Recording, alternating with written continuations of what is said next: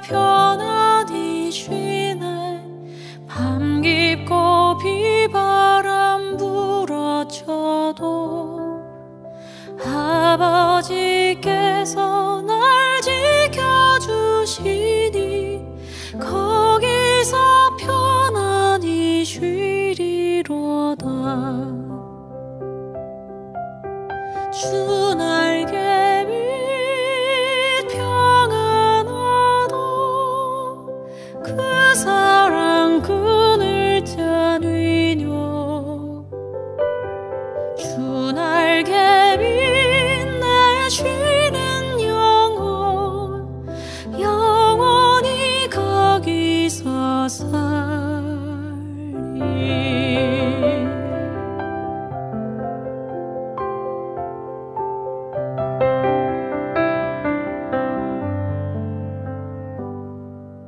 주 날개 밑 나의 피난처 되니 거기서 쉬기를 원하노라. 세상이 나를 위로치 못하나 거기서 평화를 누리리라. 주 날개 밑 평안하다. 그 사랑 그늘 자뉘뇨. 주 날개 밑 내 쉬는 영혼 영원히 거기서 살리.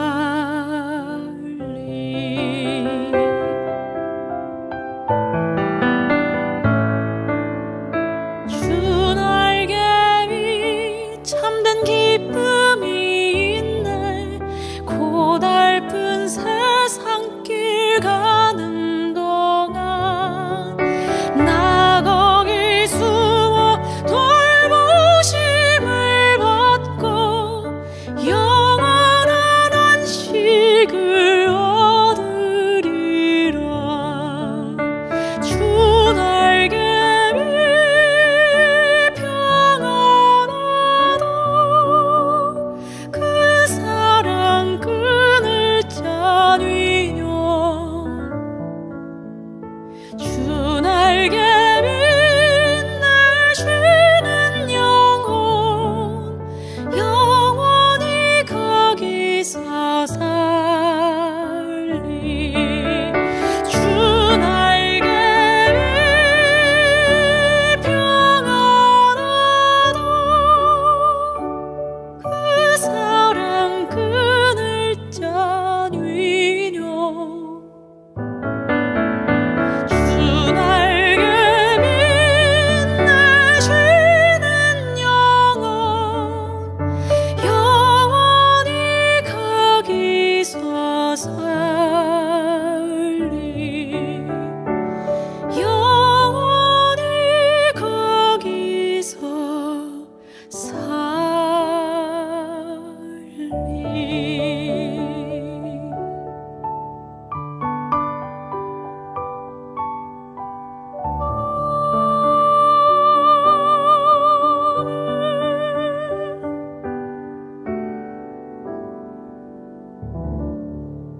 샬롬, 주님의 평강이 여러분과 함께하기를 기원합니다.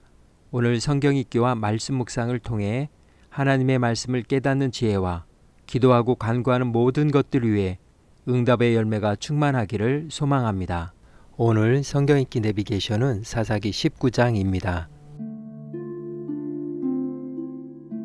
이스라엘의 왕이 없을 그때에 에브라임 산지구석에 거류하는 어떤 레위 사람이 유다 베들레헴에서 첩을 맞이하였더니 그 첩이 행음하고 남편을 떠나 유다 베들레헴 그의 아버지의 집에 돌아가서 거기서 넉 달 동안을 지내매 그의 남편이 그 여자에게 다정하게 말하고 그를 데려오고자 하여 하인 한 사람과 나귀 2마리를 데리고 그에게로 가매 여자가 그를 인도하여 아버지의 집에 들어가니 그 여자의 아버지가 그를 보고 기뻐하니라. 그의 장인 곧 그 여자의 아버지가 그를 머물게 하매 그가 3일 동안 그와 함께 머물며 먹고 마시며 거기서 유숙하다가 넷째 날 아침에 일찍이 일어나 떠나고자 하매 그 여자의 아버지가 그의 사위에게 이르되 떡을 조금 먹고 그대의 기력을 돋은 후에 그대의 길을 가라.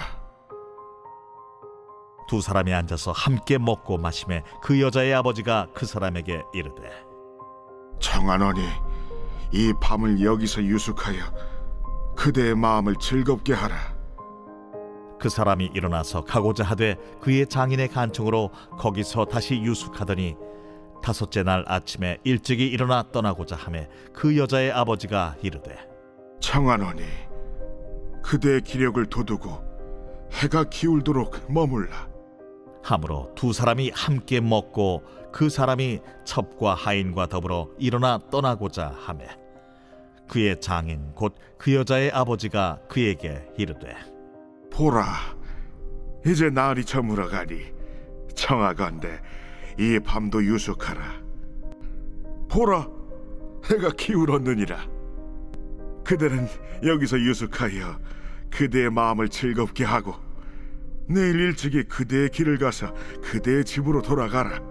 그 사람이 다시 밤을 지내고자 하지 아니하여 일어나서 떠나 여부스 맞은편에 이르렀으니 여부스는 곧 예루살렘이라. 안장지운 나귀 2마리와 첩이 그와 함께 하였더라.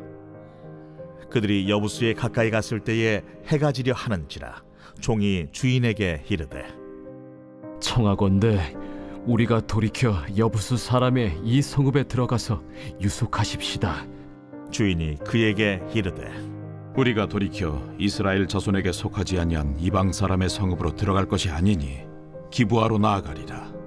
우리가 기브아나 라마 중 한 곳에 가서 거기서 유숙하자 하고 모두 앞으로 나아가더니 베냐민에 속한 기브아에 가까이 이르러 해가 진지라. 기브아에 가서 유숙하려고 그리로 돌아 들어가서 성읍 넓은 거리에 앉아 있으나 그를 집으로 영접하여 유숙하게 하는 자가 없었더라. 저녁 때에 한 노인이 밭에서 일하다가 돌아오니 그 사람은 본래 에브라임 산지 사람으로서 기브아에 거류하는 자요 그곳 사람들은 베냐민 자손이더라. 노인이 눈을 들어 성읍 넓은 거리에 나그네가 있는 것을 본지라 노인이 묻되 그대는 어디로 가며 어디서 왔느냐? 그가 그에게 이르되 우리는 유다 베들레헴에서 에브라임 산지 구석으로 가나이다. 나는 그곳 사람으로서 유다 베들레헴에 갔다가 이제 여호와의 집으로 가는 중인데 나를 자기 집으로 영접하는 사람이 없나이다. 우리에게는 나귀들에게 먹일 집과 여물이 있고 나와 당신의 여종과 당신의 종인 우리들과 함께한 청년에게 먹을 양식과 포도주가 있어 무엇이든지 부족함이 없나이다. 그대는 안심하라.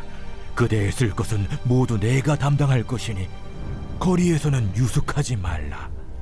하고 그를 데리고 자기 집에 들어가서 나귀에게 먹이니 그들이 발을 씻고 먹고 마시니라.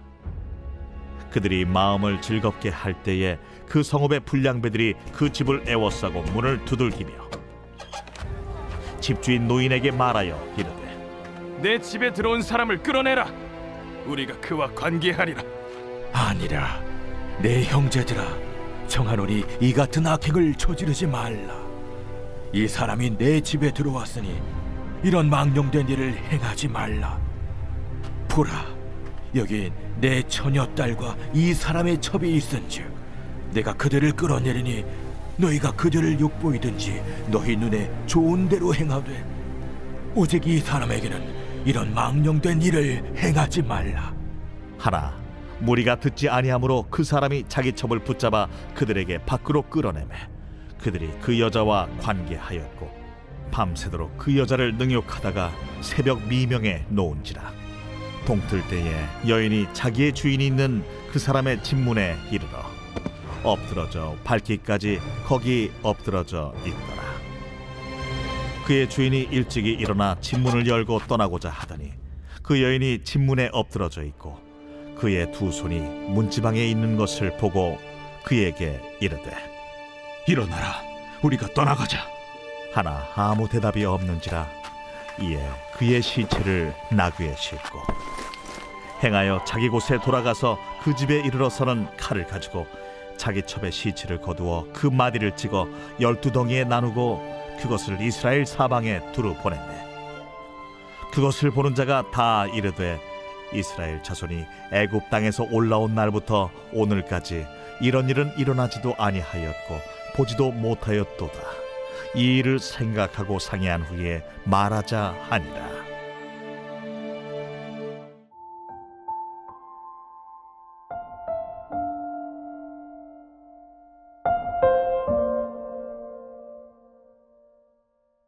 추락하는 것은 날개가 있다.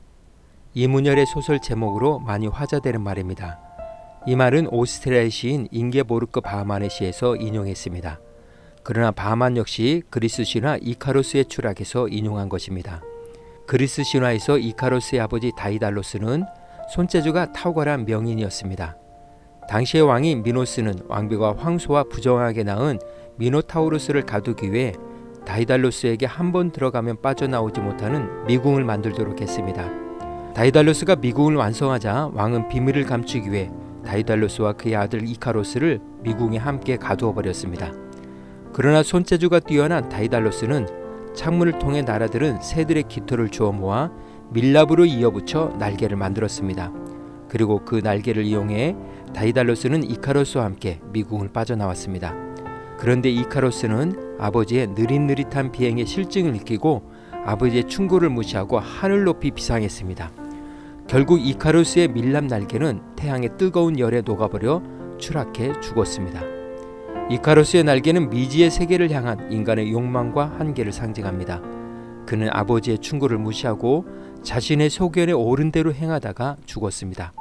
세상에 날 수 있는 것들은 날개가 있기 때문에 추락하지만 날개가 있기 때문에 다시 비상할 수 있기도 합니다. 오늘 사사기 19장의 주제어는 추락하는 것은 날개가 있다입니다.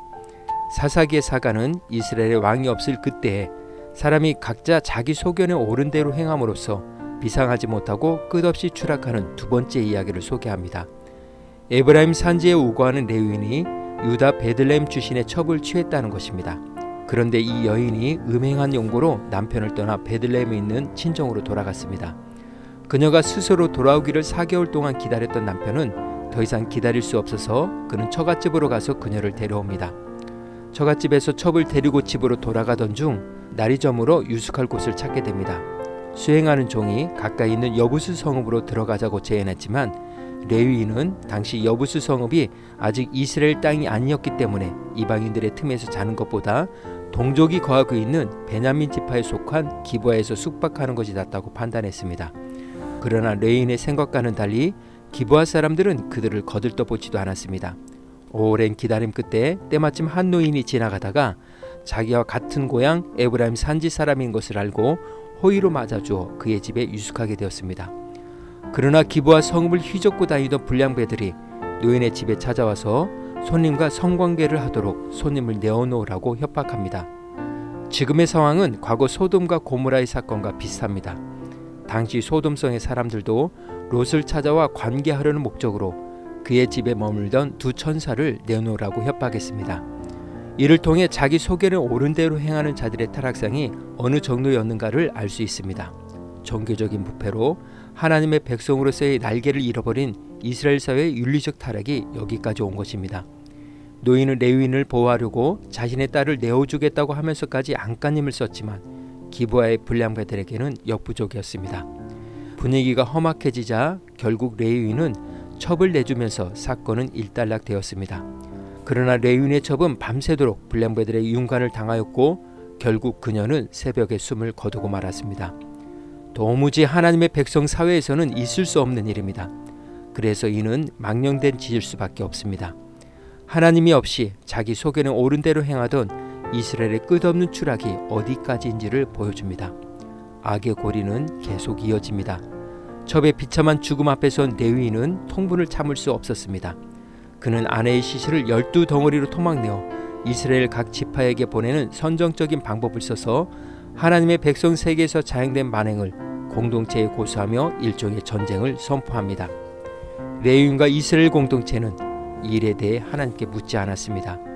그저 각자 자기의 소견에 옳은 대로 훈일을 생각하지 않고 행동할 뿐이었습니다. 이상의 소설 날개 마지막 구절에 이런 표현이 나옵니다. 나는 걷던 걸음을 멈추고 그리고 일어나 한번 이렇게 외쳐보고 싶었다. 날개야 다시 돋아라. 날자 날자 날자. 한 번만 더 날잡구나. 한 번만 더 날아보자꾸나. 이 구절이 계속 머리에 맴도는 이유는 무엇일까요? 오늘 구약성경 읽기 내비게이션은 사사기 19장 추락하는 것은 날개가 있다였습니다. 이 시간 기도의 자리로 나아갑니다. 이스라엘의 왕이 없을 때 이 말은 왕정시대를 의미하는 것이 아니라 하나님이 없이 자신의 눈에 보기 좋은 대로 자신의 마음에 드는 대로 행하던 이스라엘 타락을 의미합니다. 하나님의 날개를 잃어버린 이스라엘의 끝없는 추락의 끝이 보이지 않습니다. 레위인이 음행한 첩을 둔 것이나 불량배들에게 아내를 내어준 것이나 그리고 부정한 시신을 만지고 시신을 조각내어 각 지파들에게 보낸 것이나 그들의 추락은 정말 끝이 없습니다. 다시 하늘로 비상하기 위해서는 잃어버린 날개를 찾아야 합니다. 하나님께 소망을 두어야 합니다. 말씀의 교훈을 생각하며 기도의 자리로 나아갑니다.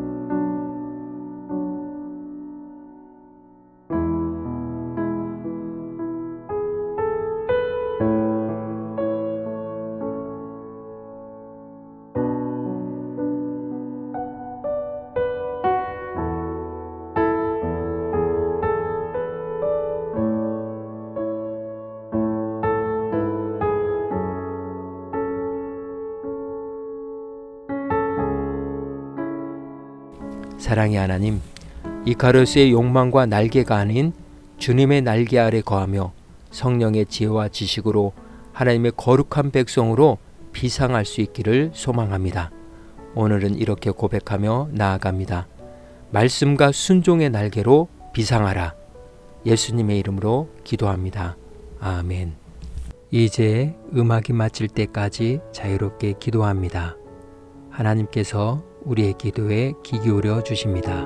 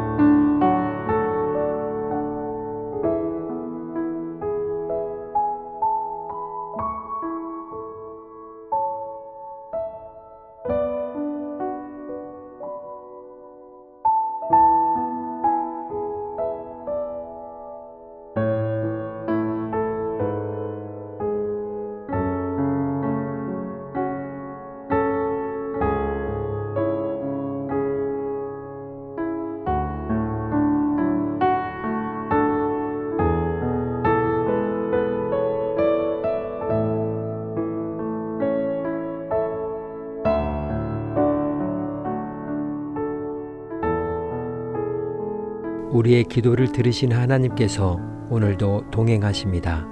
주 안에서 승리하십시오.